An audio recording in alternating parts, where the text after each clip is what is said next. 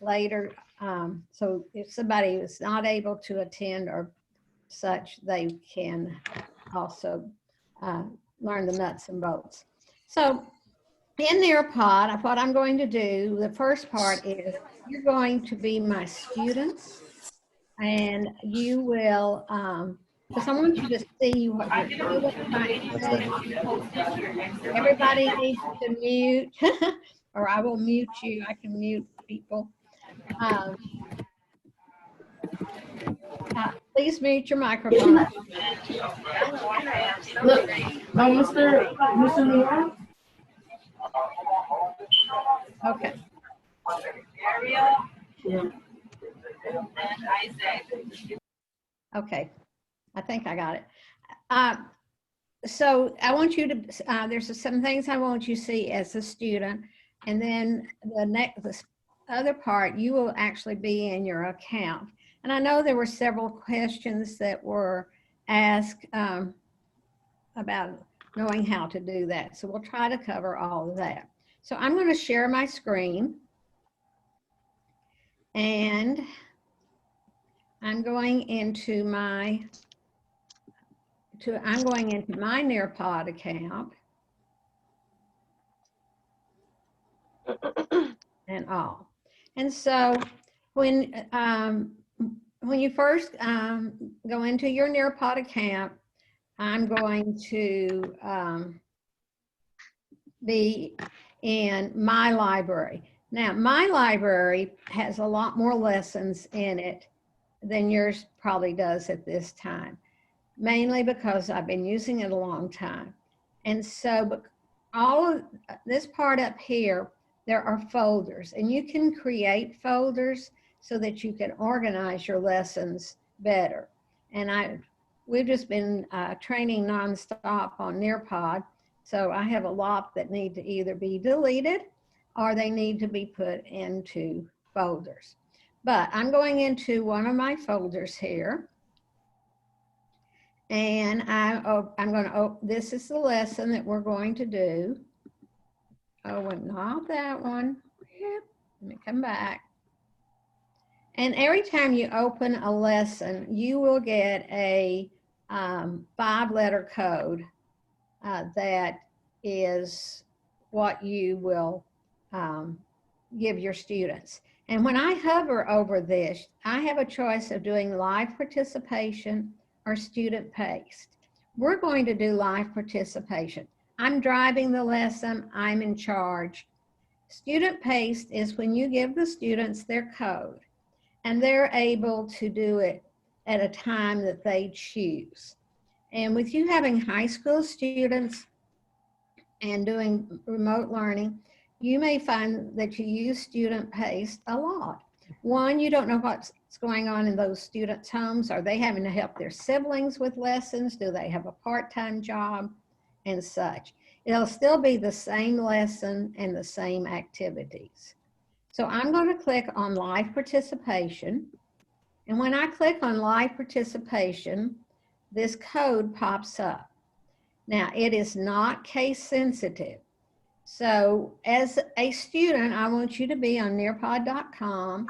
There's a banner on the right that says join. There's a box at the top, and you will type in ORSVE. And this is the code for this lesson today. While you're typing that in, and I ask a question. Yes. Are you going to show us how to connect through Schoology and what the students would like for Schoology for the students? Can. Okay. I won't be able to do that today, but you can put a link into your Schoology LMS, and the students can pick it up there. You can also put it in Google Classroom. Now, I am going to send you some additional resources and such. Okay. So with you teaching high school and having multiple periods during the day, I would launch, even if it's the same lesson, I would launch the lesson new each time with a different code, because you're going to get a report, and the reports you want them grouped by your students in that period. You don't want a report that has 5 periods of students' names that you have to sort through and all. So you have the code, you have put in ORSVE. It is ask you for your name, you type that in and all. And so now I am into my presentation, my Nearpod presentation, and I move it along. This is who I am. I am retired now, but I do a lot of training for Nearpod since I'm a level 3 certified trainer for them. Now, this, I'm asking you to put in your name and email address. And I'm begging you to do it because a lot of people say, oh, I don't want to do that. But after this is over, I'm going to send to you a lot of additional resources. And this is a Google form. So you can embed a Google form right into your Nearpod. And so by putting this in afterwards, I can go into my Google Forms and pick up your emails and send those additional resources to you. It only takes a second. And there are some questions about how to sign in. Are we doing Google or Microsoft when we will log into this Nearpod? Well, you should be able to, it doesn't matter. You should be able to go to Google, to nearpod.com. That's all I'm asking. That's all you need to do. Is there, when you, on your end, do you see how many of us have filled out the Google form? All I see right now is how many students I have, and it's showing that 18 of you have gotten logged on. Now in the Zoom, I show 53 participants. So I know that not all of you have gotten into the Nearpod lesson. So regardless of what you're using, you just go to nearpod.com, or you can go to join.nearpod.com. And this is what your students do. Your students do not have to have an account. Only you have an account. And then when you get to that, here is the code again. ORSVE. O is in Oscar, R, and if somebody wants to type it in the chat, SVE. As the teacher, I always have that on my screen so that if I do have students having trouble getting logged on or they come in late, I can quickly give them that code. So again, the code is ORSVE.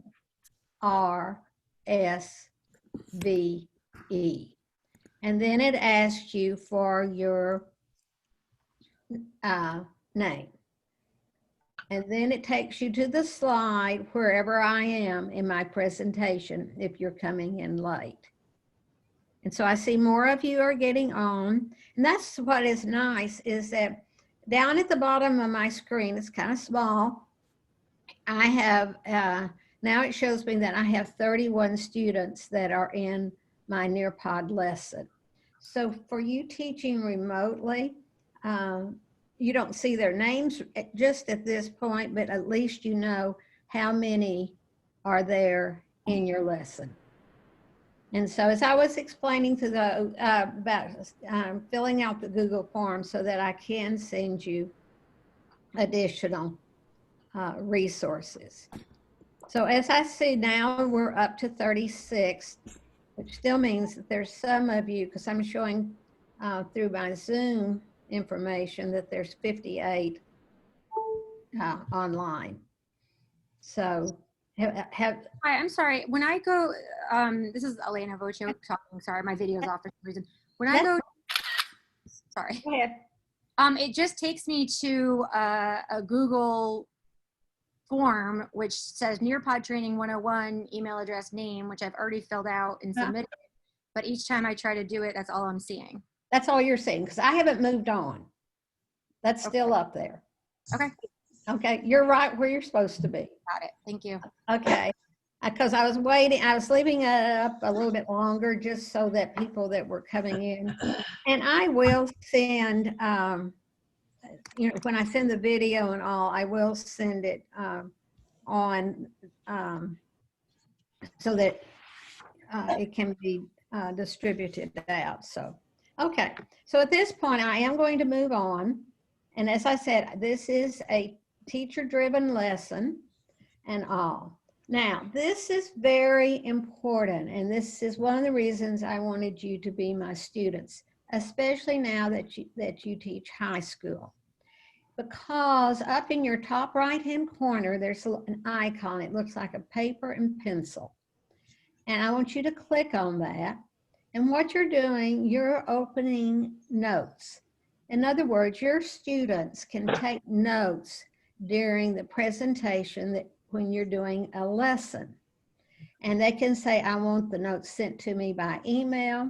I want to save to a Google Drive. I want to save to OneDrive.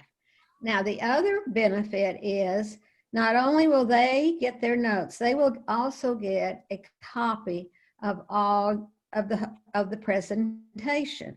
So when you open notes and all, well, that's another way of sharing out this presentation. Now, you, the teacher, will not see the notes. The notes are just sent to the student. And on my screen as a teacher, that notes icon is not there. So when I'm working with students, I always have to remind myself to have students go and open notes. Okay. Now, when you get this presentation, you may see slides that have, Nearpod has put this arrow down. What that means is there's another slide there vertically. And this just reinforces, again, telling you about how your students should be able to open notes and have them saved. This is a poll, and that was one of the things on my list was, I love taking polls, so just go ahead and answer go ahead and participate in the poll. It just says, describe your familiarity with Nearpod. Now, a poll is very easy to set up, and I'll be showing you how to do that. It is one of the ways that you get all your students to participate. What I'm seeing in real time are the responses. And some of you are probably saying, I don't have a clue what Nearpod is. Some of are saying, I've heard of Nearpod. Okay, that's what we're doing. This is a beginning 101.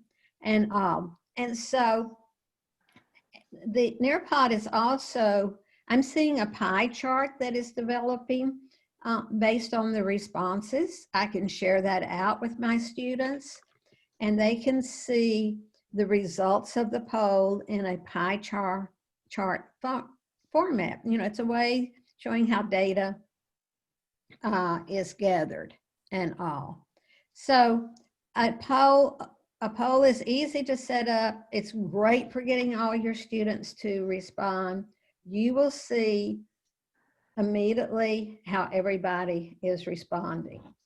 And so on this slide, this is what the type of thing I was seeing. I was seeing all my students' names and their choices. And over here was my pie chart that was based on those responses. So that was in real time. So yes, what is Nearpod? Well, Nearpod, it's a presentation tool, but what makes it, so much better to say than just PowerPoint or Google Slides is that you make it very interactive.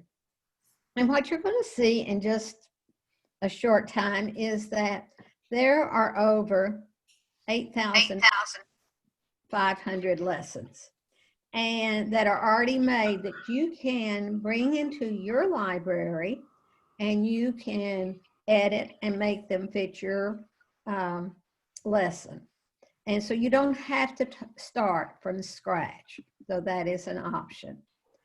Now, if you want to have a video in your lesson, that's, I mean, we all love videos.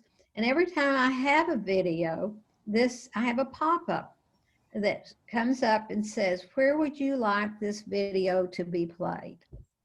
I can say, I want it just on my device, so all the students are watching, or I can say, I want it on all the devices of those in my class. And so today I'm saying this device only. So I click on it.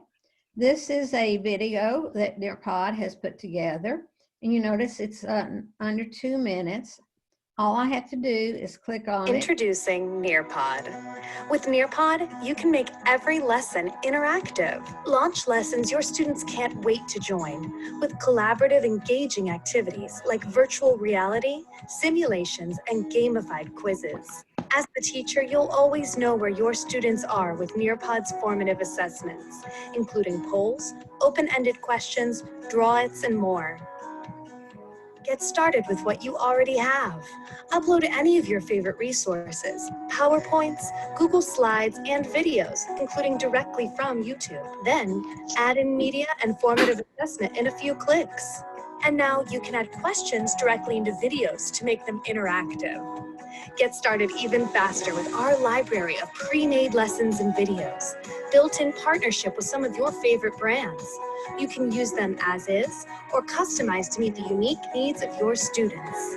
Once you're ready to launch your lesson, choose from 3 teaching modes. In live participation mode, you control the pace and students participate on their devices, either in person or remotely with web conferencing.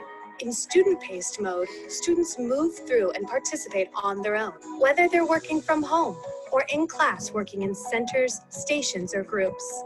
With front-of-class mode, you can use Nearpod without student devices and facilitate collaborative discussions.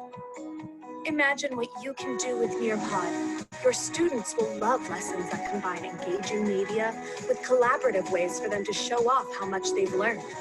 You'll love unlocking student understanding in real time and having reports to inform the next day's instruction. You'll wonder how you taught without it. Learn. Okay, so Nearpod, and those of you that have maybe used Nearpod before, just the beginning of August, they added interactive videos, which are just a wonderful resource. And there's already over 1,000 of those in the Nearpod library. Now, this was a PowerPoint that I did several years ago on predator and prey. It was just a plain old PowerPoint. I brought it in to Nearpod and made it interactive. So we're just going to look at a little bit of it so that you can see what I mean about how it becomes interactive. So now you have on your screen, and I'm asking you to draw a picture of what you think a predator would look like. I'm doing a pre-assessment to find out what you know about predators and prey. Down at the bottom, or you have your drawing tools. I really don't have to teach kids about the drawing tools. They just know. Mainly, the only thing I usually tell them is there's more colors than black. And I certainly don't tell them about the eraser because they'll start over. Now, what's happening now on my screen is I'm watching you draw. It used to be that you had to complete your drawing, hit submit, before I could see the drawings. Now I'm seeing them as you are creating them. Again, drawing brings a lot of creativity to your lessons. It gets 100% participation, which you really look for. One of the things when I'm actually working with students, we all know that we have those students that never participate, they don't raise their hand, and so forth. But maybe they have really some artistic talents. And so I love to be able to take one of their drawings, because I can share any of these drawings out to the whole class. Now, in your reports, you will get a small picture of what each of the students have done in a drawing activity. Okay. Now, usually I have to tell students, go ahead and finish because I need to move on, because they would like to spend a lot more time on their drawings than I have time for. And so, and I'm asking all of you to go ahead and submit your drawings, even though some of you are being very, very creative. But again, this was a pre-assessment on my part to find out what, and I'm laughing at some of them. Some of you are doing a fantastic job. And so I might, I have this student, her name is Celeste, and she's very quiet. And so she has done this drawing, and it's still in progress. Celeste, go ahead and submit. And I'd like to recognize Celeste for her really understanding what a predator is. So I have hers, and I share it out with everyone, and you can see she's done a great job. Whoops. Hopefully that was good for her self-esteem. So I would, I say, okay, students, I'm going on and I'm moving this lesson on. So that's what I was seeing. I was seeing the drawings, and you can see, I could tell when it had been submitted. And now this is just another slide, and I'm just going through. This is a different way to use a drawing activity. I took a PowerPoint slide that just had sentences on it, and I did a convert to draw it. Now you can take your drawing tools and you can circle the predator in each sentence. So I've turned a slide that was just sentences into an interactive activity. So for me, the teacher, this helps me know as I'm in my lesson, are they getting it, or do I need to reteach? This, I could have had you circling nouns in red and verbs in blue or something like that. And so it's a great way to get an understanding. Do your students have an idea of the difference between a predator and a prey? So we're not going to spend any time. That's a quick question. Yes. What's the best way the students go student-paced instead of teacher-paced? What's the best way to go back and take a look at polls? Are you going to show us that, and as well as drawings? Okay, John, I don't know why you are breaking up. I could hardly, something about the students and teacher-paced, how can they what? So if it's student-paced, what is the best way to show the class? Let's say when we come back together. Okay, in student-paced, remember student-paced, they can control the sides. They can go forwards and backwards and all. Again, you were breaking up so that it was hard for me to make sure I understood your question. Put it in the chat and we'll read it. What does the teacher see? This is what I was seeing, just like I was doing in the drawing. I could see how each person was doing. So you see the difference. This is 3D. You can add 3D images. This, of course, is a shark and all. And there's a lot that science teachers use, because there's the auditory system in 3D, the cardiovascular system. There's a lot of different images, and I'll show you if you haven't understand where those are. This is a quiz. Now, it only has one question, so just go ahead and answer my quiz. Your quiz could have 25 questions. Again, I'm going to see the results as you're doing it. And this, because it is a quiz, it will be graded. And when you go to your reports, you will see how the whole class did, how each, the percentage on each question, and how individual students did. Again, it's collecting the data for me. It's building a pie chart. If most of my pie chart is green, that means, yay, you got it. If it's red, I need, again, to stop and reteach. So quizzes are very easy to do. It's pretty much like you might do in any other online program, but we'll always look at that. So I was seeing this. I was seeing how each of you responded, and poor Mary Poppins just didn't get this yet. I might have to work with her later. Okay, this is a collaborate board. Collaborate boards are like having the students be able to respond and put a sticky note on a board.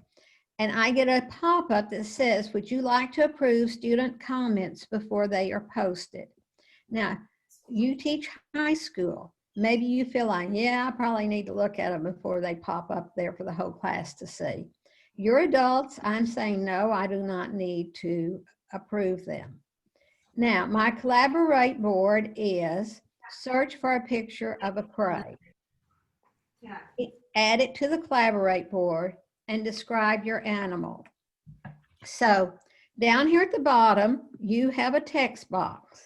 And so I can say a rabbit is and I do know how to spell rabbit, is a prey because blah, blah, blah, blah. So now I'm typing in Swedish. But over here, there is a little blue box that looks like landscape. When I click on that, it takes me to Google Images. And so I will look up for an image of a rabbit. And I find all these cute rabbits, and I'll just put that one and I'll click on save. So now I've said a rabbit is a prey, and I've said why, and then I hit post, and mine will post up there along with the rest of yours. So a collaborate board, again, great way to get all your kids involved and all. Say somebody posts something and it got past you. There is a trash can here at the top of each of the Post-it notes, and so you can always click on that, and that will delete that post. So collaborate boards, you know, I find teachers using them a lot throughout their lessons. Again, it's kind of a quick way to find out how your students are doing. Many of the lessons have an ability to add a timer. And so you may want to, on some of your activities, add a timer for 30 seconds. Like when I'm doing a draw it, I almost always put a timer on it. And but that's, you know, personal preference, or you can just tell them, go ahead and submit because we're moving on and all. So, so a collaborate board, again, great way to get all your students involved. So this is what I was seeing. Everybody was putting up their information, their image, and here was a card that was deleted because it had an inappropriate comment or something, okay? Now also, of course, this is just a slide. Nearpod has partnered with Immersive Reader, and so you may have students that need to, in a quiz, need to have the question and answers read to them, or so anytime the students see this little icon on the slide, they know that they could click on that and it will read the questions or the information to them. It's one of the advanced settings in which we will look at so that we know that everybody has it turned on. This is an open-ended question, and some of you can just type some information in there and all. Now, an open-ended question will not be graded for you because there's no right or wrong answer. And what I'm seeing, I would see everybody's responses, but I also see what type of participation I have. So if I have, 25 students in this class, I would see, 50% participation, and I would see who had not responded yet. Again, I may have a student that really gives a great answer.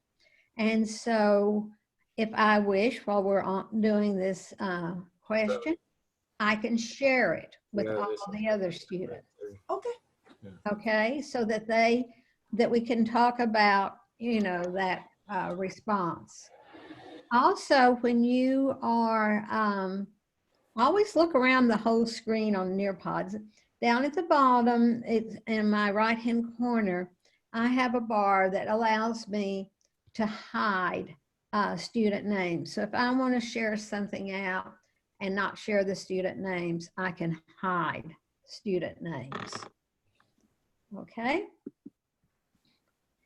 So this was what I was seeing. I was seeing answers, and boy, Mary Poppins, I might want to share that one with the class because she did a much better job of answering it. And I would just hit that share button. You may not have heard of Microsoft Sway. I say it's like a PowerPoint on steroids. And so I did not make this Microsoft Sway. It's part of something I can add to a presentation I'm doing. And so what I'm doing, I'm just gliding down on this. And when I'm doing this with students, I need to remember to allow plenty of time for them to read all this information and such. And the images are just fantastic. You can make your own sways. I've never done that because I just find the ones that are in the library that are already done are so well done. I like to use them. This is a stack of cards, and I can click on it and go through all these. This may really be something the students, they may find things here that they want to take notes on and all. So this is, as I say, I'm just gliding down it and such. So that's Microsoft Sway. It's another way to add content to your lesson. This is a matching, and you create your own cards. And so just go ahead and start trying to match words with a definition. However, it could be a word and a definition. It could be a math problem and the correct answer. It could be an image to an image, or an image to a word, and all. And so very easy to make. It doesn't take long at all. And what I'm seeing that if all the students are participating, and like, oh, Celeste just got everything. She got 8 out of 8 and 8 tries. That's what I'm seeing on the screen. So if somebody's really goofing off and I see that it took them 20 times, I know that they were just goofing off and all. So matching pairs, another way to either do a kind of quick formative assessment, whatever, something to have a lot of discussion on and all. So these are, so I was seeing on the matching how long it took. And you see Oprah took her 17 times. Whoops. This is the virtual reality, and there's a lot of virtual reality images available to you to add in. Your students can just scroll out and move it all around. I don't have a mouse on my laptop, and so I'm just using my trackpad. If they were on a iPad or something, oh my gosh, they just put it above their head and all. You can, you might have a slide before this and with a question for observation, be able to describe the coral reefs or anything that pertained to this. So virtual reality. If I'm a history teacher and we're studying the pyramids, I can take them, I can add that in. It's a partnership again. This is with 360 cities. And so there's a lot there that you can do. So as I said, you're going to get this. You can see there's more collaborate boards, but I want us to have time now to have you go in. Now, if you open notes, you'll get this whole lesson and all, because we're going to look at, the home page, how to create a lesson. Quick launch is you don't really have a Nearpod presentation for your class, but you all of a sudden you're in there and you want to do an open-ended question. And so that's an icon that you can use, and you just basically do it on the fly. We're going to look at your profile because I think there's some important things to be turned on. We're especially going to look at the library because, as I said, in the Nearpod library, there's over 8,500 lessons, and the videos that have just been added, there's over 1,000. And they have questions embedded into these videos. Or you can bring in a video from YouTube and add your own questions. If you ever used Edpuzzle, it looks very much like that. We were really excited when they added that. So there's other filters. You don't want to look at 8,500 lessons. You either want to look by your grade level or by the subject level, or you can search by state standards and all. And so launching a lesson, we'll go back over that because that's the question we get asked. In this presentation, there's a lot of built-in videos, so you can watch those again on your own. This one is about launching a lesson, and it's less than a minute.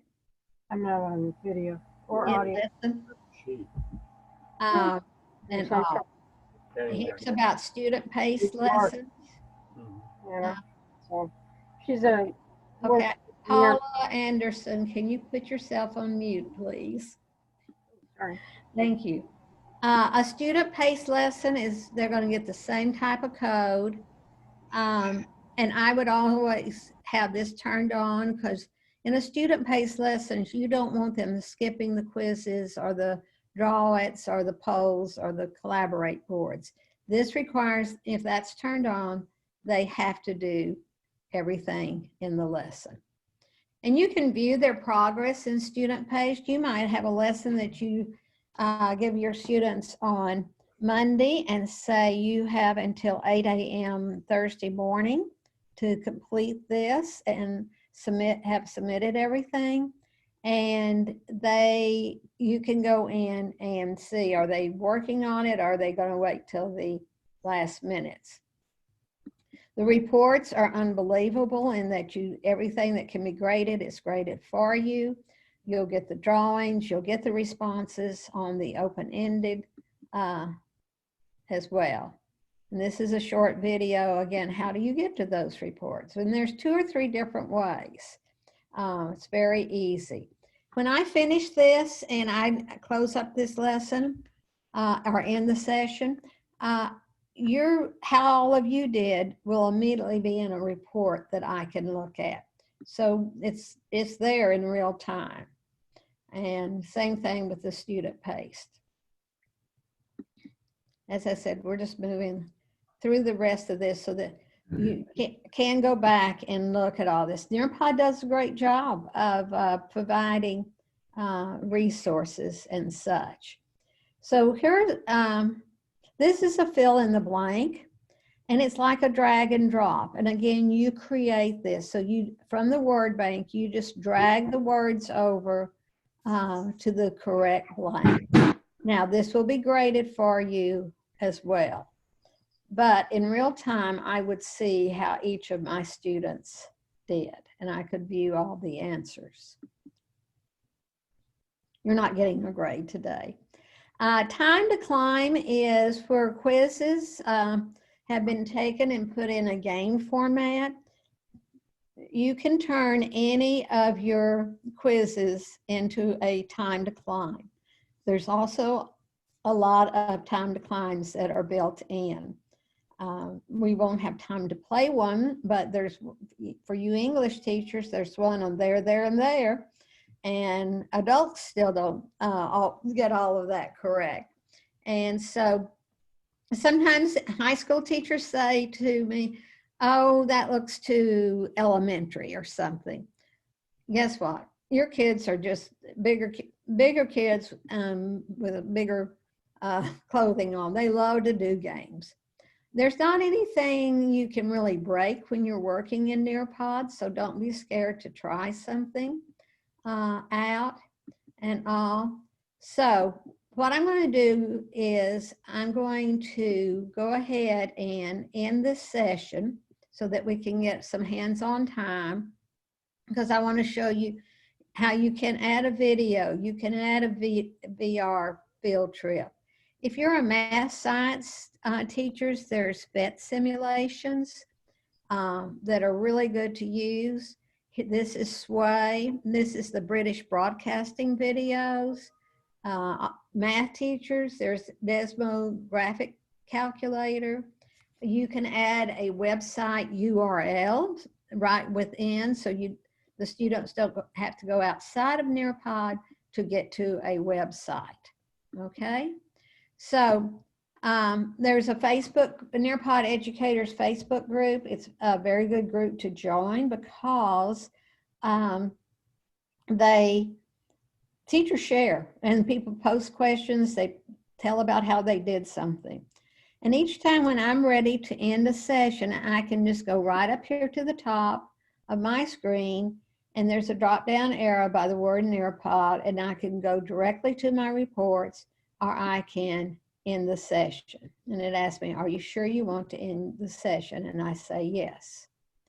So now what I want you to be is, you're not my students anymore, but I think it's important for you to experience what your students are going to see. So now you should just be in your account and all. So we are going to look at how you add into your lessons. So anytime you hit this Nearpod up at the top, that takes you to your library and all. Over here in the right-hand corner, that is your profile. And I do want you to click on that. I want you to slide down to lesson settings. And these are the things that you can toggle on or off. Some I think are important to have on. The first one is about student names to autofill. Enable immersive reader. I have mine on. I would turn that on. Enable student notes. I would turn that on. In student pace, do you want the students to be able to see the correct result? That's up to you, on or off. In live participation mode, do you want students to be able to resubmit their answers? I have mine off. Again, that's up to you. Make sure you turn on Collaborate Board for student-paced lessons, because if you do not, then it will, when they have a Collaborate Board, they will not be able to do it. It'll say, waiting on teacher input. And I would turn on Require Student Submissions for student-paced lessons. Now, you can always come back and change these anytime. I got to that by going to my profile, sliding down to lesson settings, and then this pops up. Okay, so then I'm going to come over to the left-hand side and I'm going to click on Nearpod. which takes me back to my library. But now what I want you to do is to slide over here on the left-hand side and click on your new best friend, Nearpod Library. This is where the 8,500 lessons are. And so they have featured ones, they have by publisher, different ways. You can search in many different ways. You could come say, I'm a science teacher in high school. And so now I have added 2 filters so that the science lessons that are coming up should pertain to high school science lessons. So I can take that off and it's just science. Or I can just type in, what am I teaching? I am teaching the American Revolution. And if I just do that and do a little search, I'll see all of these. But you see, I've got 7th grade, 5th grade, 4th grade. So maybe I come over here and I just click on high school and add that filter. So now I've got American Revolution High School as my filters. Now here's the cool thing. I find that I'm teaching American Revolution. And here's this lesson, and this is by a teacher. Now all the teacher lessons have been vetted, so people can just throw junk up there that they have to meet certain standards. I preview the lesson and I look at it and I say, wow, this is really good, but I know I can add my own content to it. I can delete slides. And all I have to do is say, add to my library.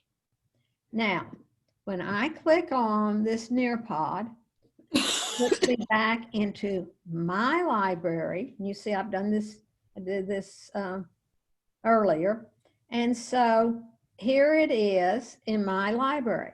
Now, it's still in the Nearpod library, but once it's in my library, I can click on the edit button. Okay, yes, I want to, and I had left a lesson open.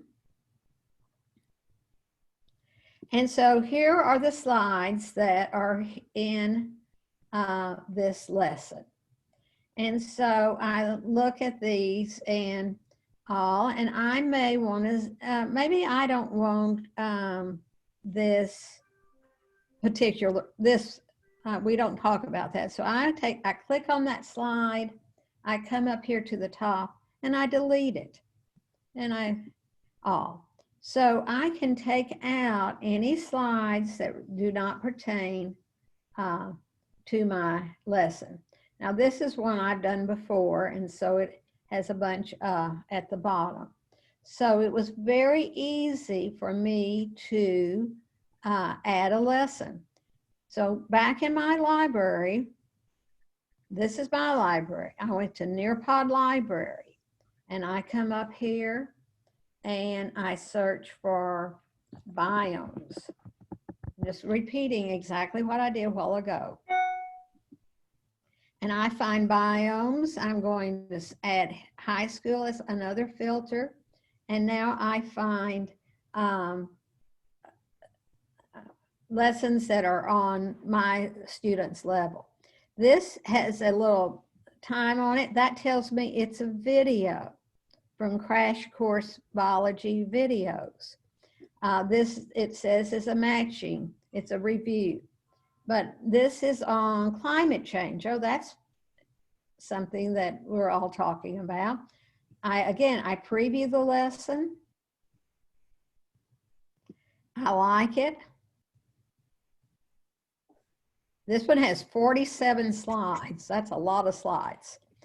I said add it to my library. When I go back, you're going to see here's that lesson. And as I said, now I can edit. I'm just going to edit. You can duplicate a lesson before you edit, which sometimes is a good idea because sometimes I've done editing and it was better off if I hadn't. Okay, I don't need this slide. I deleted. Okay, now let's say, okay, but I want to add some slides. Even this has a draw it, that's great. It has some collaborate boards, but here's how I add slides. I can add content and I can add activities. In content, that means I can add a URL. I can go, the PhET simulations are from the University of Colorado at Boulder. I could add a field trip. I could add any of these, but let's go to web content. I have a great website on climate change that I want my students to watch, and so, or to go to. Now, I don't really know what it is, so I'm just going to type in espn.com because that's nice and short. I always test my links. I want to make sure it's going to where I want it to go. I don't like surprises. So yes, okay, it went exactly to where it was supposed to go. And so so I just close that out and then I save it. When you're adding additional content or activities, those slides are always going to drop to the bottom of your lesson. And then you drag them to wherever you would like for them to be in your slideshow. And a lot of times when I'm adding new activities and such, I just let them all drop there. And then later on, I come back and move them. So remember, this was a very long lesson, but here's my website and I just move it to where I would like it to be. Okay. And so this lesson looks like I could spend all week on it. Add a slide. So all of these work the same, and all, you just click on it and you find your BBC video, you find your Microsoft Sway. But let's go to activities because that's really what you would like to be able to add more activities. You want to add an open-ended question. You click on it. It's the same steps over and over. And so you're going to say, oh, she's just doing the same thing over and over. So here's my open-ended question. I can add a timer. I could say I'm going to give them 1 minute to respond. That's really a long time. But over here also, you will see that I can enable student recording. So students, when they have an open-ended question, they can respond like you did, or they could record their answer. And we know we have students that orally can respond better than putting words onto paper. So then I save it. That slide drops to the bottom. I drag it wherever I would like to. Add a slide. Activities. Here's matching pairs. You create your own matching pairs. Up here, you tell the students what they need to do. So this is American history. We're studying the presidents. So I'm going to type in Abraham Lincoln. And then over here, I'm going to add an image. And so up here, I'm going to type in Abraham Lincoln. If I just type in Lincoln, I also get Lincoln cars, and that's not what I'm looking for. Here's a good picture. I save it. So that becomes a matching pair. And I have this little doohickey bar, and I can make it fill it up. I can add another pair. I could have a math problem. And over here, it's still text, 9 times 9 equals.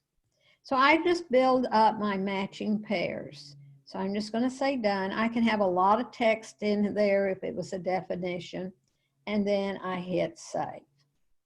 So matching pairs, another great way to review. Add a slide.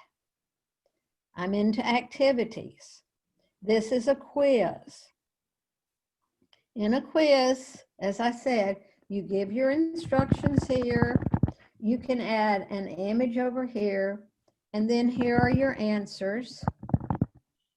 And Nearpod will make you for sure choose a right answer. If you're a math teacher, click on the pi sign and you will have a math, some of the math symbols. Not all the ones, but certainly the main ones and all. So then I've got my quiz. I've got 25 questions in there, but woohoo, Nearpod is going to grade that for me. Remember, all of this is just dropping at the bottom, and I'm going to later on move it to where I would like to. Add activities. Here's the draw it. Draw it's very simple. I give my instructions. A picture of the predator. I can add a timer. That's all I have to do a draw it. So you can make this very interactive very quickly. We're all about our time. Time is precious right now. This is a collaborate board. This is American Revolution. Here's my question that I want my students to respond to. I can choose different backgrounds. I tend to use the first three because I think the contrast is better. That's personal preference. I save it. So you see it. What am I doing? I'm doing the same thing over and over. A poll. Again, one of my favorites. You put your question here. What is your favorite ice cream? I put my choices. I can have more choices.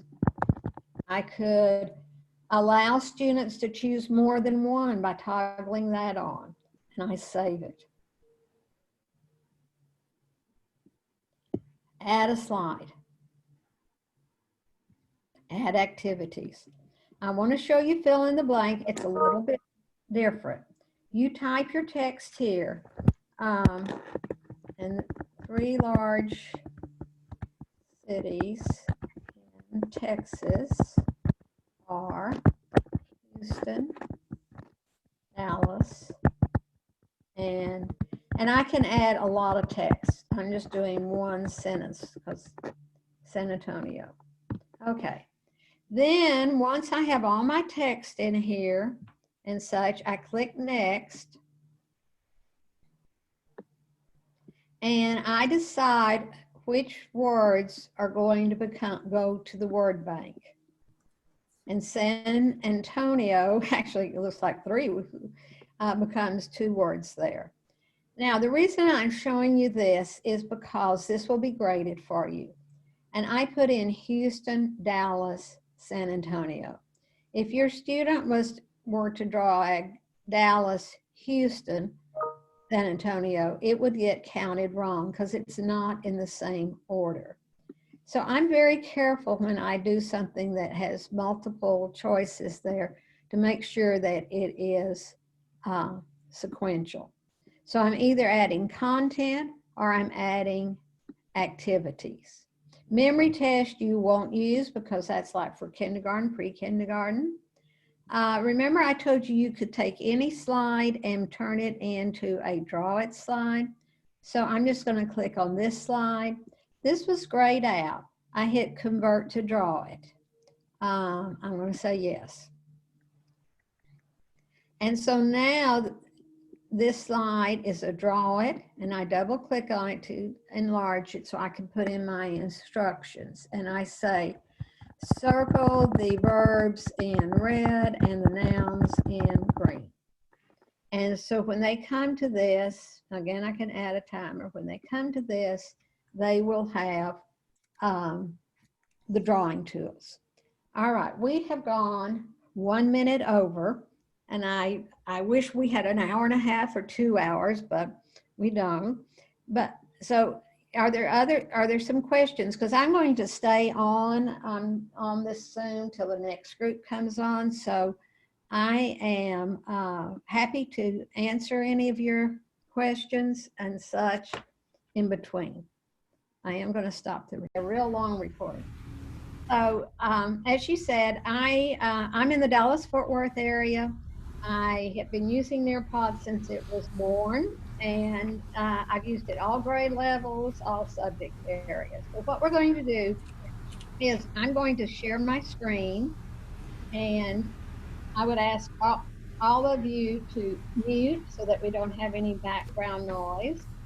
If you have a question, I'm happy for you to interrupt me, because we had some really good questions, and I love that when that is happening.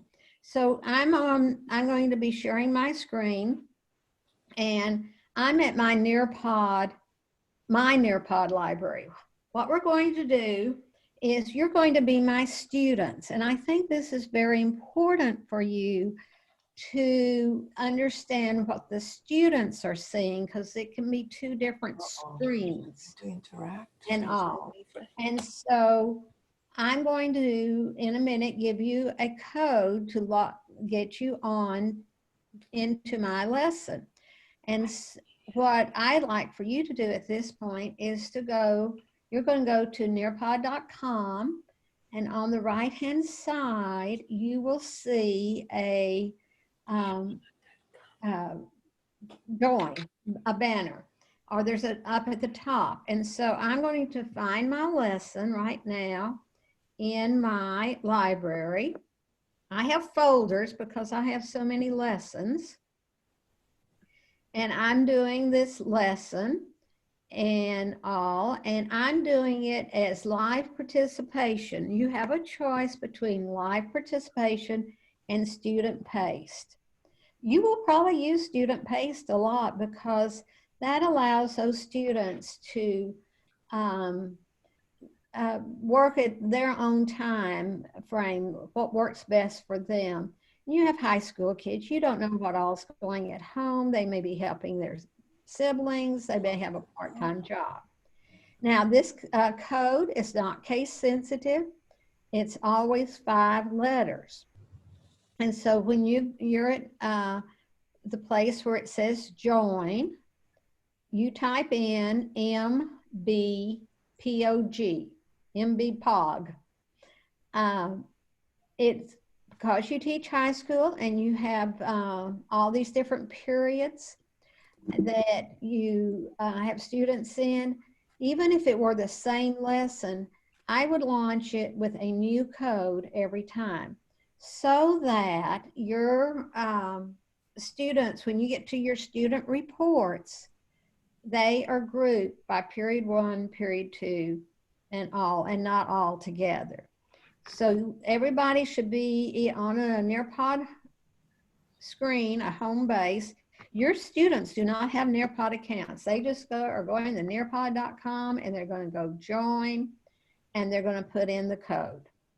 So for me, the teacher, that code is always on the top left-hand corner of my screen. So if I do have students that come in late, or they have trouble connecting, I can very easily look up on my screen and say the code is MBPOG, MBPOG, and all. What I'm also able to see on my screen at the bottom is how many of my students have joined. Right now, I see that 15 of you have gotten on and such. So we'd like to get all of you on. So if you're having problems, just unmute and let us know, and we will help you and all. Question, Joan, where do you see, because I did Nearpod like a couple times last week, but I couldn't see who had joined. Can you share your screen with us? Well, what all I see right now is the number. I don't see the names at this point. It's at the bottom left-hand corner. But like if I have 25 students and I see that only 16 of them are on, I know that someone is either having trouble, or I need to repeat the code or something. I cannot see the name, just the number. Okay, and it's small. It's down the bottom left-hand side. and So- all. Sometimes it helps students access the Nearpod if you just put the link in the Zoom chat itself. Right. You can also give them the link in your, when you're doing it with your students, you can put it, I know you use Schoology, you can embed it there, you can email it to them. There's a lot of ways to share that link with the students and all. Okay, so now I see that there's 20. Again, if you're just coming on, you should be at the nearpod.com. You should be joining, and the code is MBPOG. I used to this. Now, remember, I did. Excuse me, Joan? Yes. So am I supposed to be at a screen that says Nearpod Skills 101 and Introduction? Yep. Just want to make sure I'm at the right Yeah. place. Okay. All right. Thank you. Remember, I'm doing this as teacher driven. Right, So right. you can't go ahead of me. You can't get behind me. You have to stay with me. I'm going to move the slides along, okay? So all you did at this point, you got the code, you put your name in, and then it came up to whatever my first slide is. One more time with the code, please. Okay, MBPOG.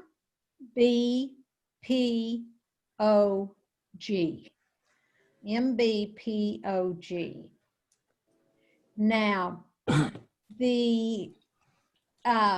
as I said, if a student really comes in 10 minutes late, just for your information, you give them the code, they come in, and it's right where you are in the lesson, okay?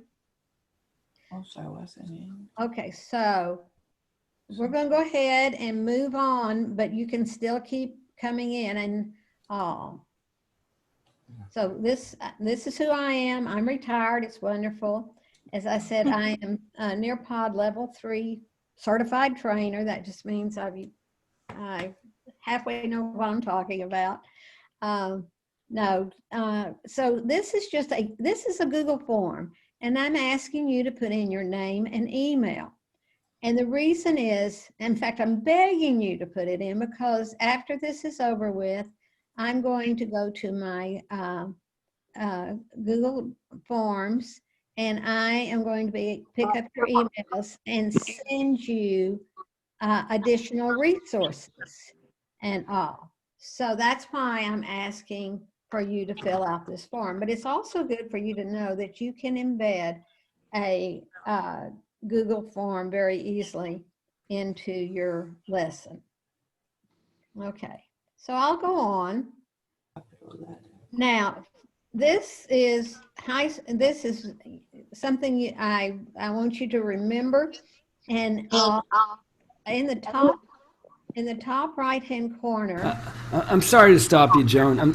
Joan, I'm sorry to stop. You wanted us to fill out a Google form right now? Yes. Did you not see it? I see a square with a face that looks like it's frowning. What am I? Well, I don't know why you're getting that. I'm sorry, but I will tell you it will not matter. I'm going to send everything to Monica so that she can get it to everyone as well.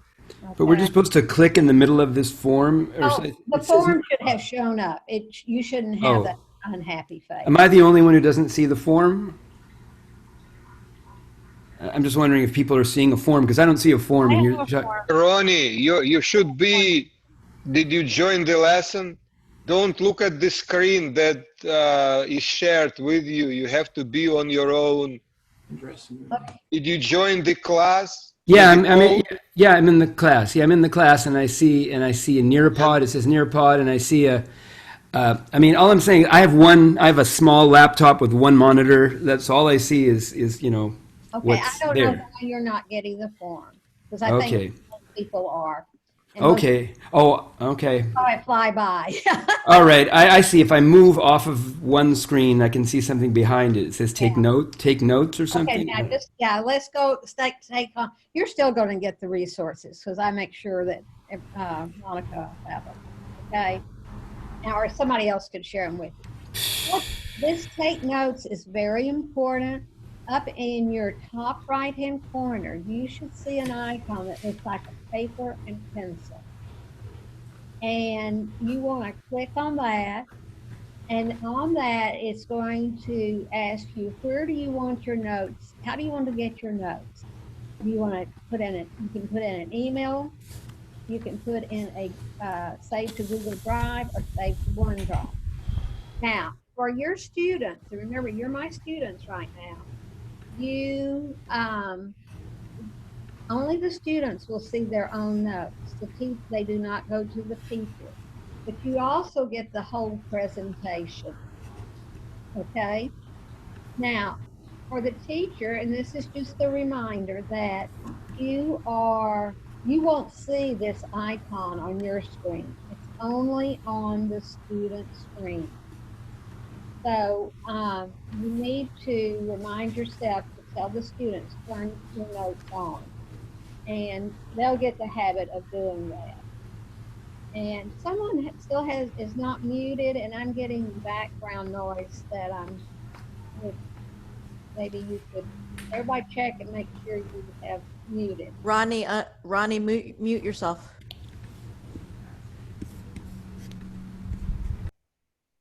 As a Okay. host, you should be able to mute everybody. Right, and I just have to get up to that screen. I have about 3 screens open right now.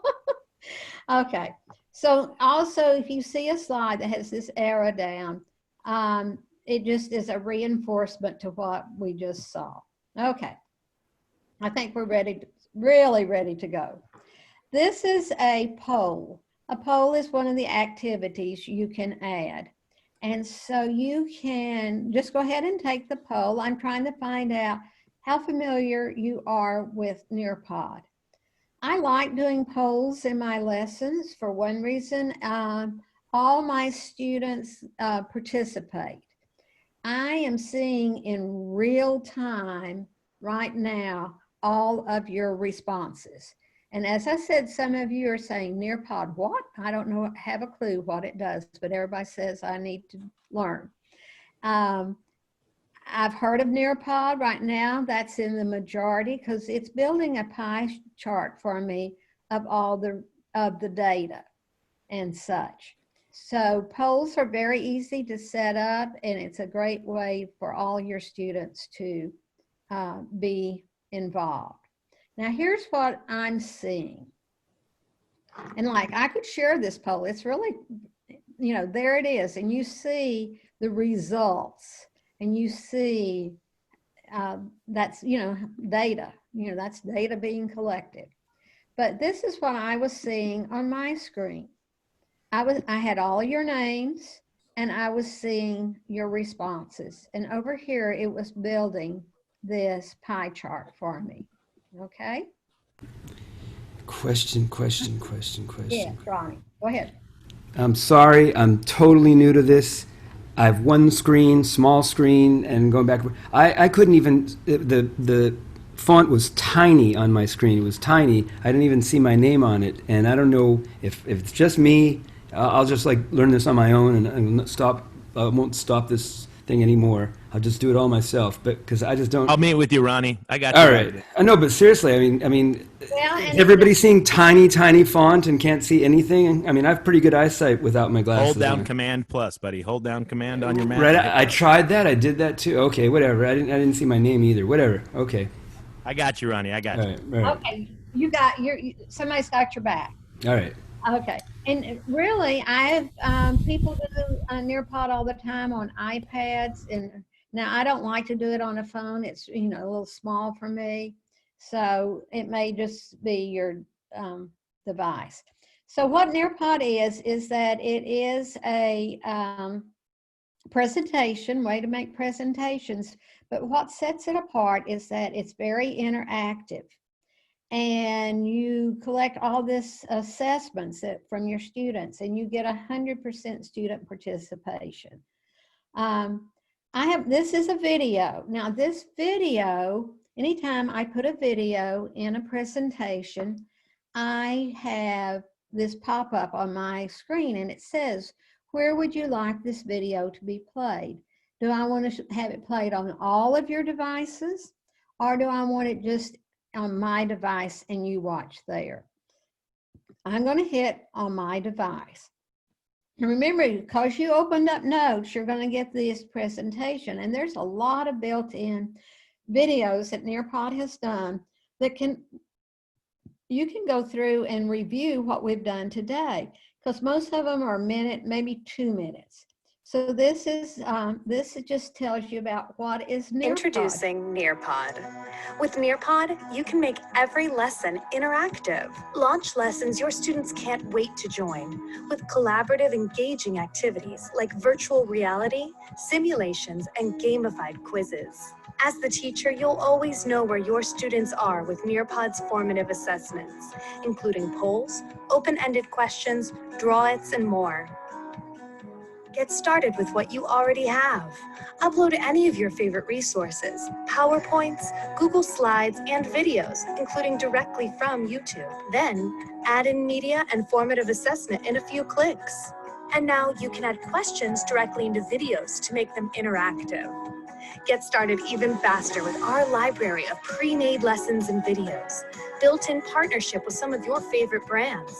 You can use them as is or customize to meet the unique needs of your students. Once you're ready to launch your lesson, choose from 3 teaching modes. In live participation mode, you control the pace and students participate on their devices, either in person or remotely with web conferencing. In student-paced mode, students move through and participate on their own, whether they're working from home or in class working in centers, stations, or groups. With front-of-class mode, you can use Nearpod without student devices and facilitate collaborative discussions. Imagine what you can do with Nearpod. Your students will love lessons that combine engaging media with collaborative ways for them to show off how much they've learned. You'll love unlocking student understanding in real time and having reports to inform the next day's instruction. You'll wonder how you taught without it. Okay, so that's just an overview of what Nearpod is. This was a PowerPoint that I did several years ago on predator and prey. So it's pretty boring because it wasn't interactive. So I'm using it to help you understand, again, what are your students going to see? And so this is one of the activities, and it's called Draw It. And so on your screen, you have a blank piece of paper, and I'm asking you to draw a picture of what you think a predator would look like. You have drawing tools down at the bottom on your screen to use. I never spend any time showing the students the different tools because they'll just grab onto them. About the only thing I ever say is there are more colors than black. Now, again, Draw It can be used in many different ways. I'm doing basically a pre-assessment. I want to know what my class knows about predators. And what's happening on my screen is I'm watching you draw. And so if I see, that somebody's not actually drawing, I can check with them to see if they see where the tools are and how to use them. I love Draw It. I love it for the creativity. I also love it for the reasons that we have these students that never ever speak up in class or want to ask a question, and maybe they can really draw something, and I can share out anybody's individual drawings. Now, the downside to a Draw It is I usually put a timer on it because they want to spend way more time than I want to allow. So I usually have to say to my students, okay, you have 10 more seconds and then you must submit so that I get all of your drawings. When you go to your reports, you will see each student's drawing. And you'll be amazed at some of their abilities and all. So I'm going to ask you to finish up on your drawing of your predator and click on the submit button. And so, as I said, we've got Fabian must be a math teacher because we've got a graph going and everything. So as I look at these, you know, and Stephen Berger, he will never say anything in class or not, but he's done a really great job. And so I might take this drawing of Stephen's and share it with everyone. And then I might ask Stephen to share why this is a picture of a predator. So you can do a lot with the draw it's, and I'm going to show you totally different ways to use draw it later on. So go ahead and submit. And as I said, we have quite a bit of talent here. It's always fun for me to watch and see. And oh, I have to laugh at some of them. Okay, so I'm moving on. So if you tell your students, I'm moving on, and you haven't hit submit, you're not going to get credit for your drawing. So go ahead and hit submit. So this is what I was seeing in real time. I was seeing the pictures being drawn. And when it turns green like this, I know that you have submitted. Okay, so that's an activity. This is just more about predator and prey. This is a different way to use draw it. This was a slide that I converted to a draw it activity. So now I'm asking you to circle the predator in each sentence. You know, this is it's a way kind of for me to do a quick check or formative assessment to see, do they understand what a predator is? And I'm seeing the results right now in front on my screen. So I can find out if this class has grasped the understanding of what is a predator. Again, I could share one out, whatever. So you all are my gifted and talented because you've really got what a predator is. So I know I can go on with the lesson. So that was a plain slide that I converted to a draw it slide. This is what I was seeing. I was seeing the actual slides and how you had circled the predator in each one. And Mary Poppins decided she'd just highlight them. This is a 3D image. This is something that can be added. Of course, everybody loves to look at the shark and all, but there's some, like in science, there's the auditory system where you can see the inner workings of the ear and the ear canal and such, and cardiovascular system and skeletal system. So the 3Ds are adding an additional content to your presentation.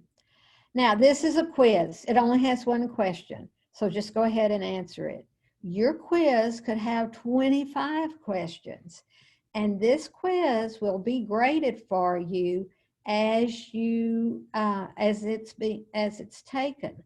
So you will not have to go back and grade it. You can see how the whole class did. You can see how they did on each question. You can see individually. And it's building another pie chart over here for me. And so if my pie chart is mostly green, I know that my students, were doing very well on the quiz.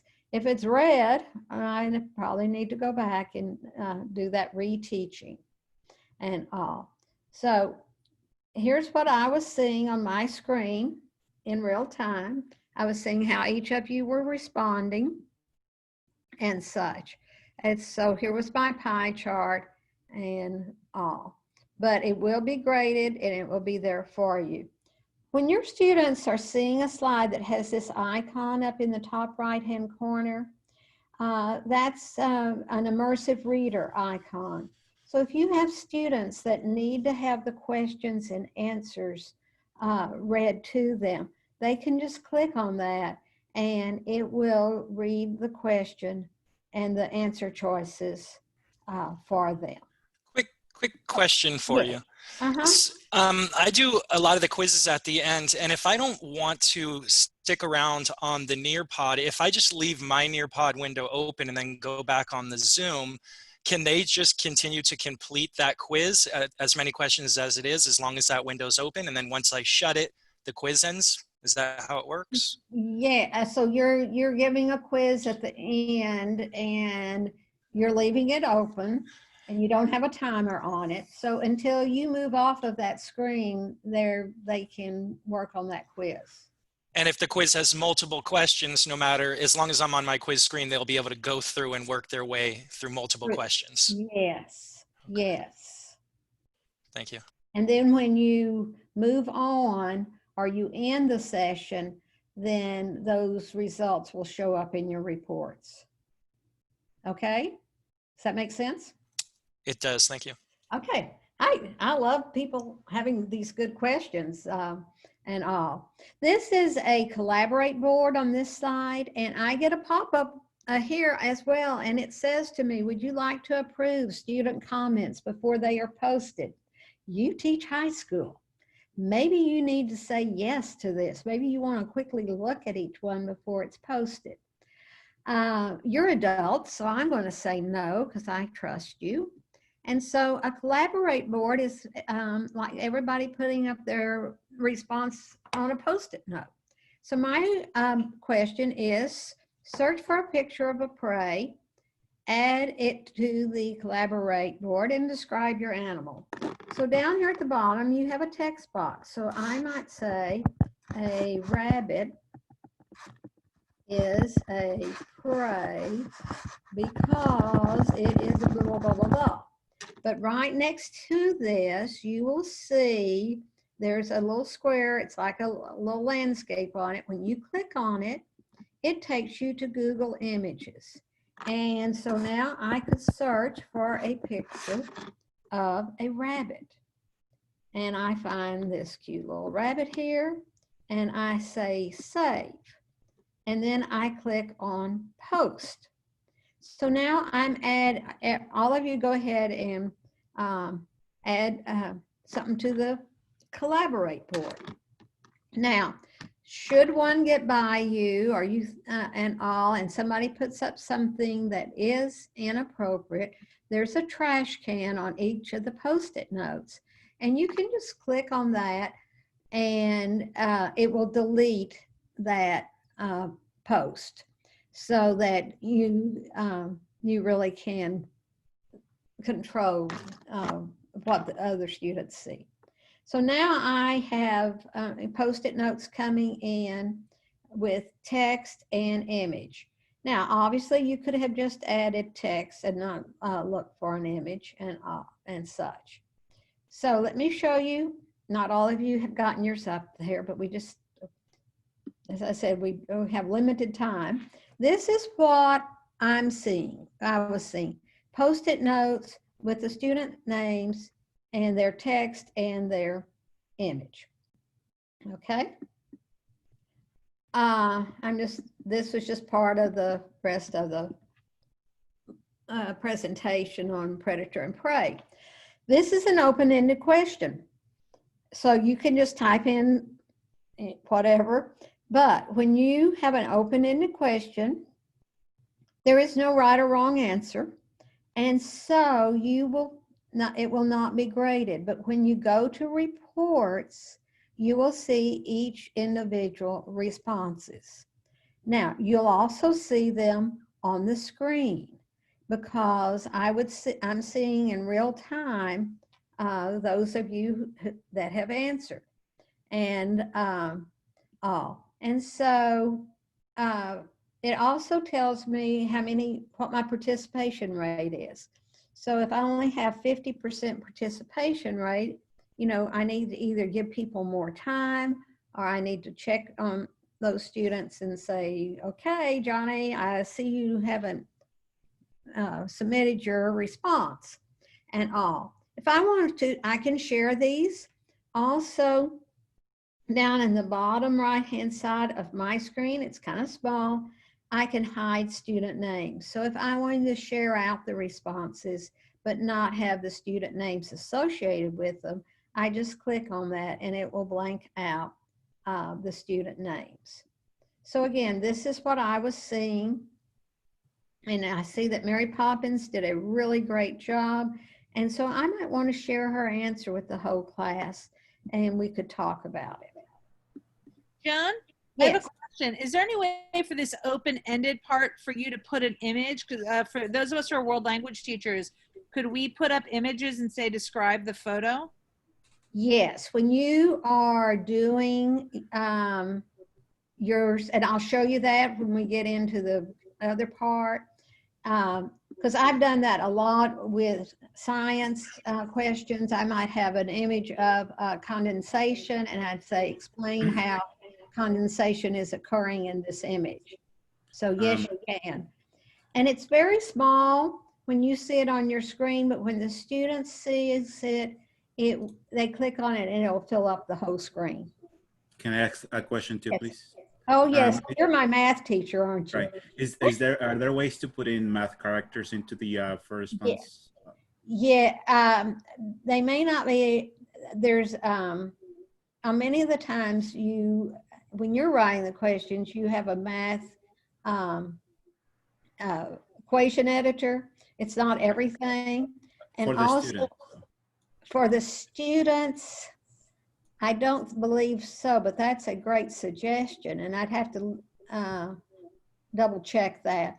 Also, when you're adding content, you have you can use the Desmos graphing calculator when you're adding content as well.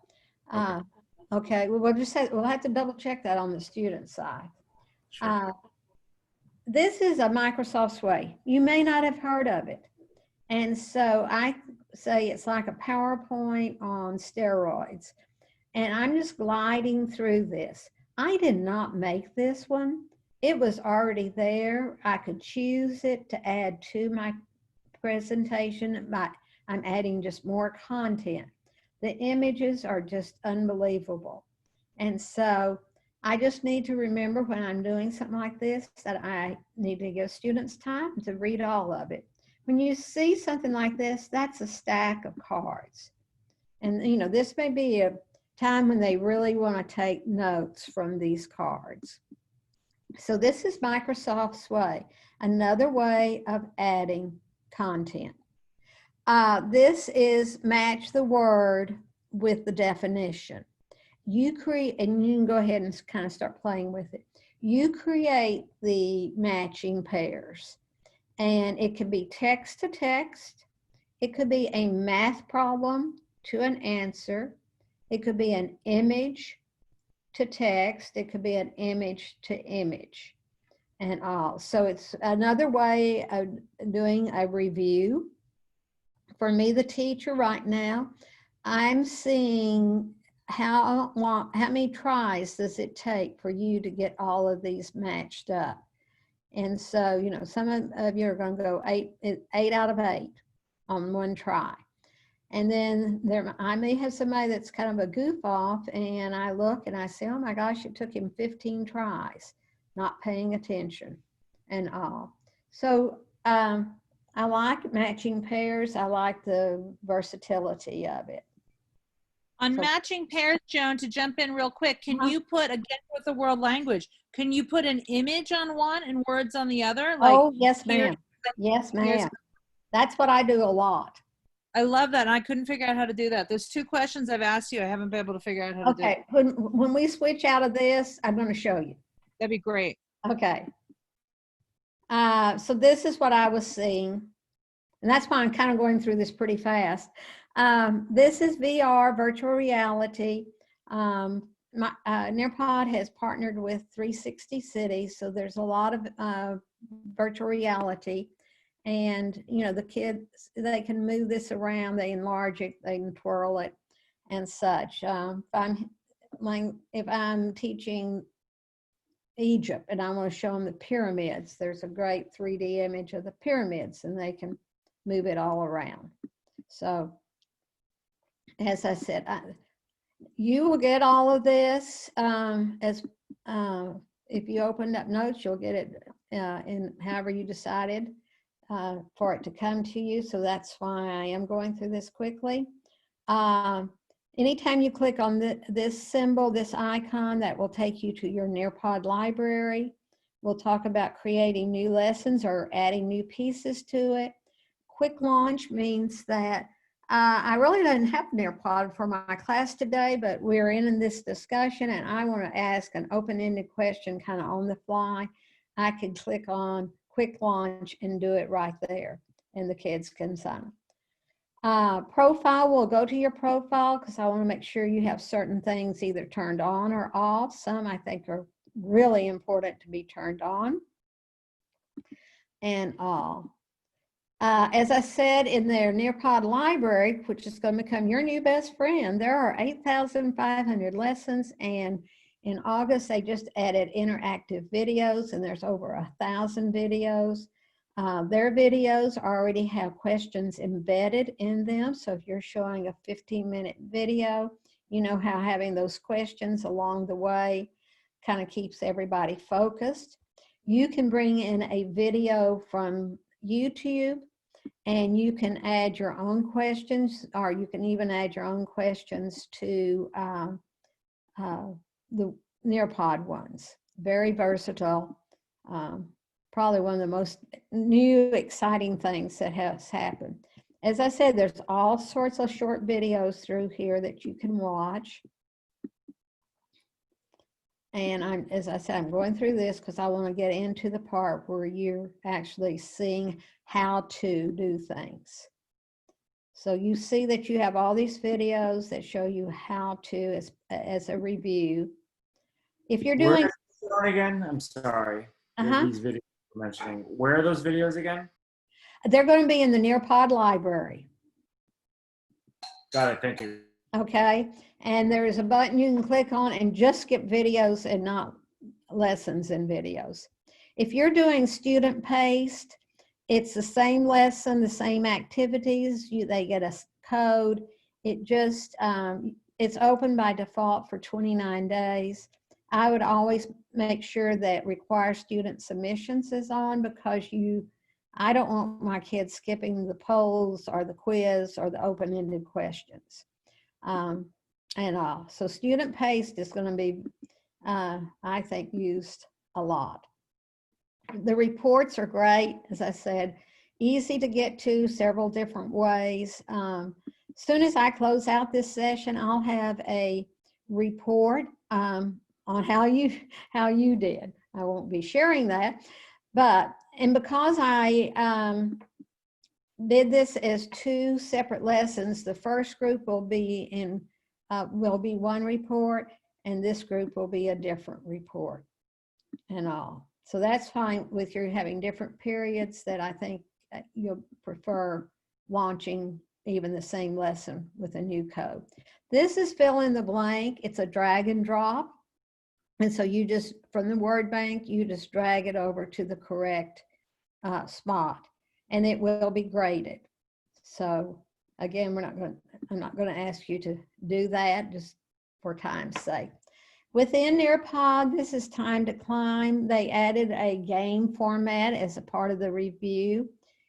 They have Time to Climbs already made. If you are a language arts teacher, there's a great one on there, and there.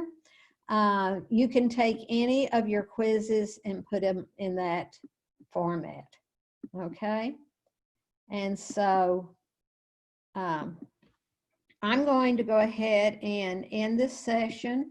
And after I show you this one slide, remember I'm going to show you how to get a lesson out of the library, or if you bring in a Google slideshow or a PowerPoint, you can add additional content. You can add videos, a field trip. If you're a math science teacher, these are the PhET simulations from the University of Colorado at Boulder. Here's Sway, British broadcasting videos. You can add audio files. Here's the Desmos graphing calculator. you can add a URL so that it's right there within your Nearpod. Students don't go outside of the Nearpod to get to that. And so I'm going to go up here, and this drop down arrow, I could go immediately to my reports, or I could end the session. So I'm ending the session. You're no longer my students and all. So now I want you to be in your Nearpod account, and I want you to be in your library. As I said, your library is probably not has as much stuff in it, but I've been using this a long time. These are folders because I got so many lessons. I needed to be better organized and all. Over here on the left-hand side, it says Nearpod Library. I'm going to click on that. This is where the 8,500 lessons and over 1,000 videos are. You do not want to look at all 8,500 of them. So there's a lot of ways you can search this library. You can add filters. So let's say I am a math teacher. I click on math. I don't want to see first and third grade, so I say I'm a high school math teacher. So I've added these filters so that I have now eliminated those younger lessons, and I can look through these. For you math people, Kathy Yinka, fantastic math teacher, and her lessons, I will guarantee you, will be very good. Happen to know her, she's from Texas and all. So let's say you like this lesson that Kathy has done. You go in and you've got to find out if you like it. You preview it. And so this lesson, you look at it, it has 27 slides. Yes, this is something I am teaching. All I have to do is click on Add to my library. Now, when I go back to my library, bingo, there is Kathy's lesson. It's still over here in the Nearpod library, but once it's in my library, I can edit. And so I go here and I click edit. You can duplicate it or you can just edit it. Sometimes it's a good idea to duplicate it because I might start messing around with this one and then decide, oh, it was so much better before I did all of that. But let's say now you've got it, we're in edit mode. Well, your students are really not interested in knowing about Kathy. And so you can delete slides. So I'm going to delete this slide. And it's going to say, are you sure you want to do this? So I can delete any slides that might not pertain to this lesson. And any of the lessons, whether it be math, science, social studies, whatever, that are done by teachers, they've been vetted. They have to meet certain standards and such. But I want to add some of my own stuff to this lesson. And so I go over here and I'm going to add a slide. So I can add content and I can add activities.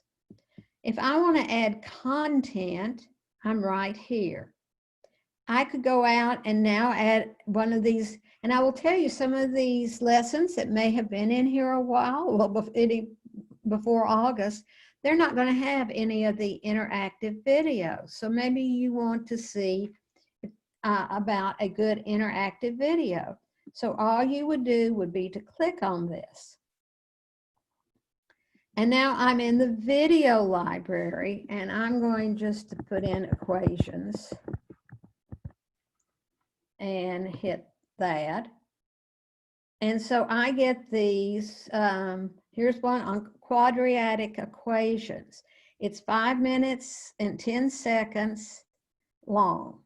If I want to add this into Kathy's lesson, I look at it.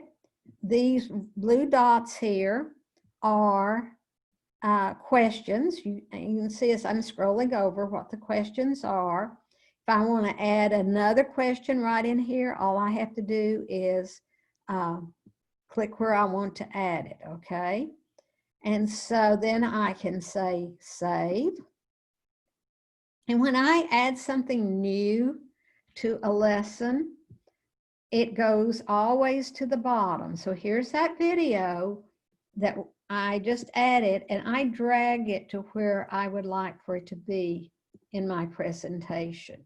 And then I can keep adding more activities or more content. Add a slide. I want to add web content. I have a URL I want them to go to. So I go to www. I'll just use slidesmania.com. I always test my link. I don't want any surprises. And so I went right to where it was supposed to go. That's great. I'm going to save it. And now this is part of my lesson. So to Matthew's great lesson, I have added a video. I've added a web content.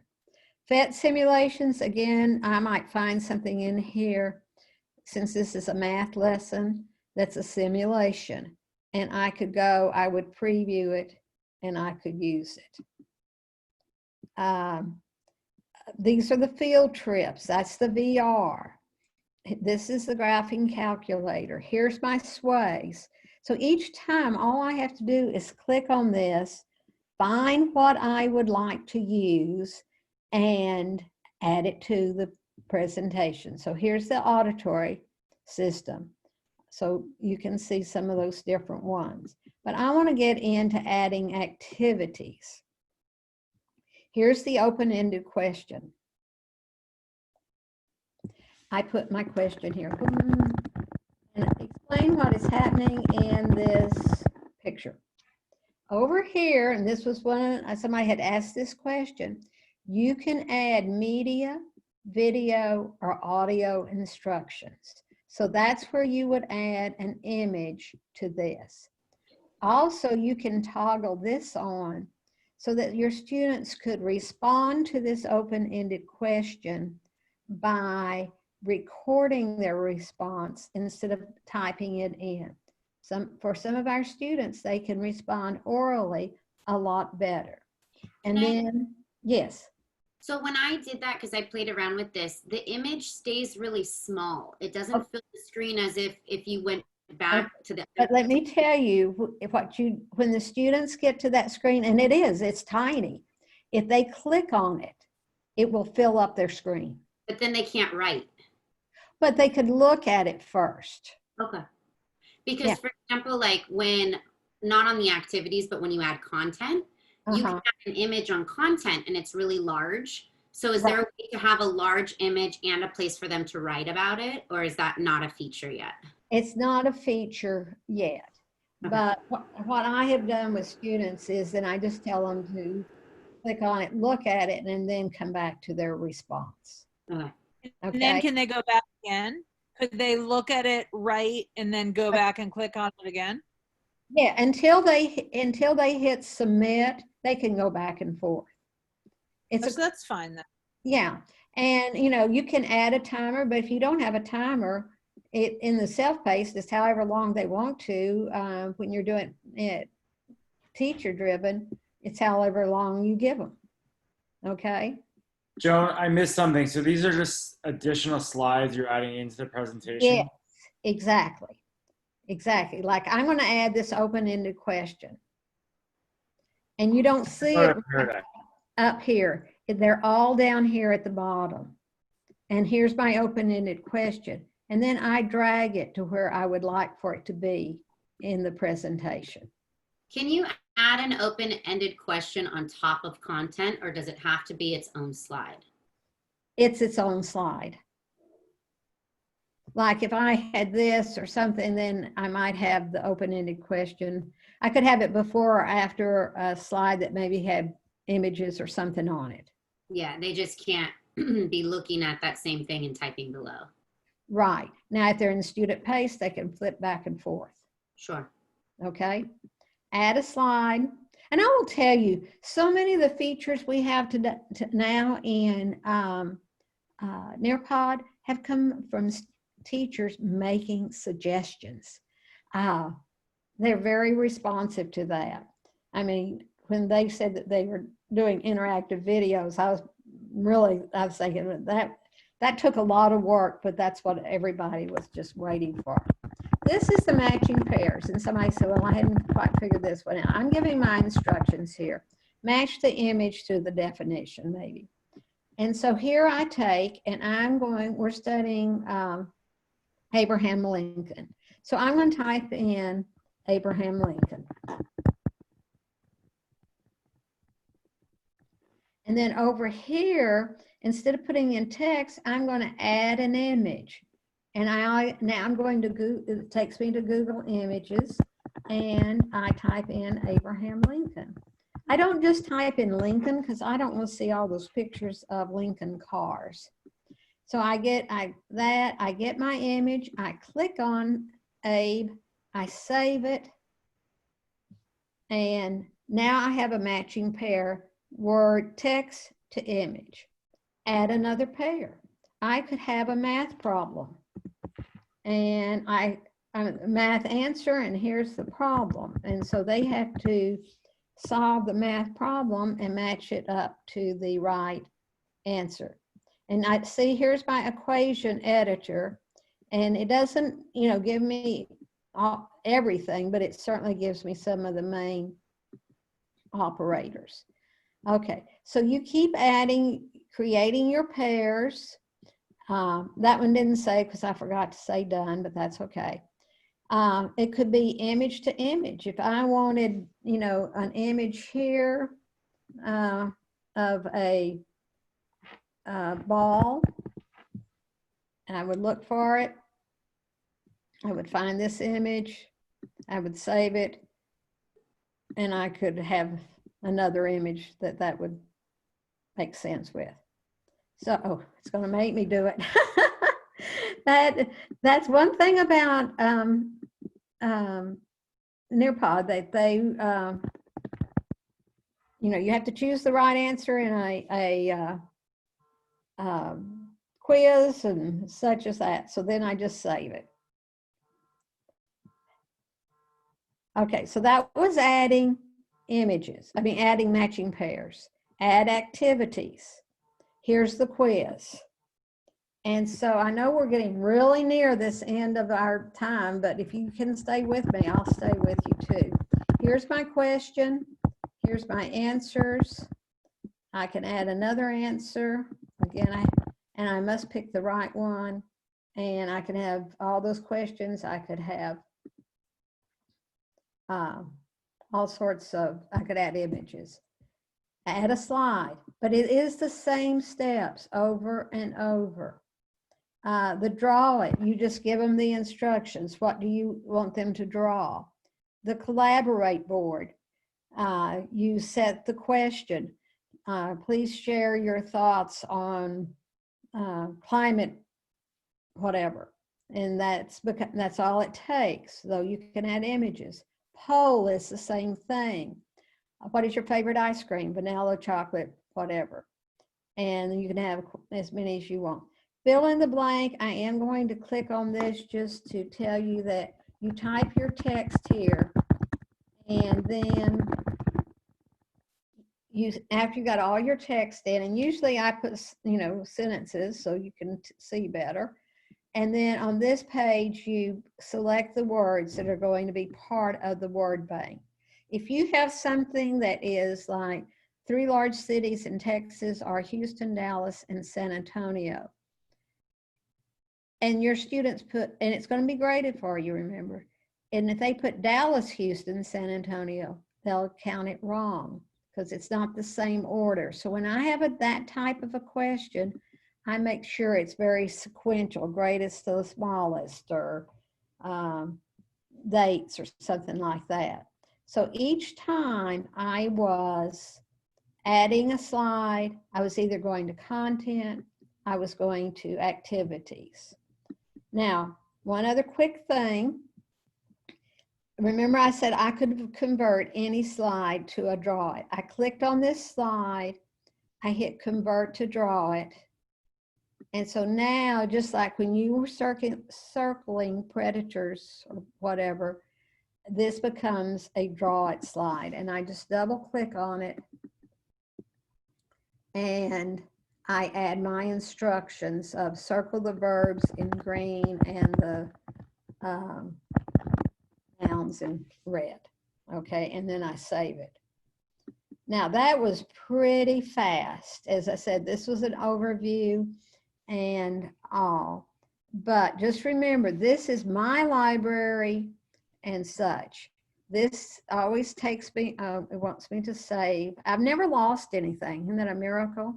But if I want to find those ready-made lessons, I go to Nearpod Library. And I could just type in biomes. If I want to find some time to climb, I just type in time to climb. And I get all these quizzes that are already made for me. I added another filter so that I knocked out those ones. Here's one on Pythagorean theorem. And this is where I found the one on there, and there. So, questions. I'm glad to answer them. Or did all of you have to go to class? No, Joan, you know what I realized when it was the when you were doing the pairs, yeah, I got that to work. It was memory. It's on the game memory, whereas that memory, that's for the kindergartners.